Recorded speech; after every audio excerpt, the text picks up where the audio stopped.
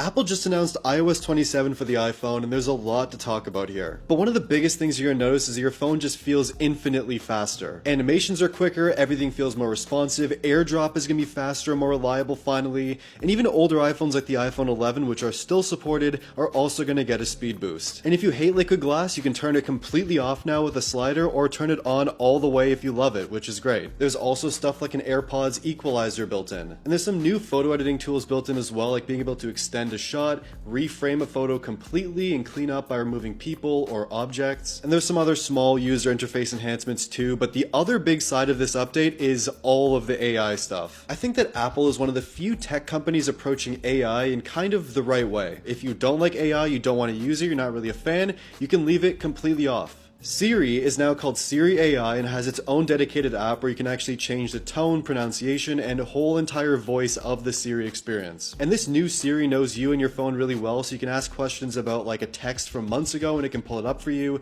or you can just pull up a photo by describing it to Siri. You can take a photo of food and it'll pull all the nutrition facts from that, and you can add it to your Apple Health. If you take a photo of a receipt, it can help you split a bill and then have people pay you through Apple Pay. It also has on-screen awareness, so whatever's on your screen, it can answer questions for you about it. And making shortcuts in the past was kind of a bit complicated, but now you can just describe what you want and it'll generate a shortcut for you. And there are so many other kind of AI Siri features built in, and it feels like they kind of figured out how to make it genuinely useful. But what Apple seems to be doing a little bit differently is that a lot of its AI processing happens on your device using your phone's processor versus being sent off to a data center. And for the more intensive AI tasks that do run off device, they go to Apple's private data centers on their servers for processing, which they say are run on renewable energy. And if you want to download iOS 27 for all the speed enhancements, all the new features, but you don't want to use any of the AI stuff, you don't have to. So overall, this year's iOS 27 keynote was definitely different from past keynotes, but I do think all of these software updates are going to make your phone feel just kind of better overall and a lot more useful. But I want to hear your thoughts on this iOS 27 software update. What's your favorite feature? Let me know in the comments down below.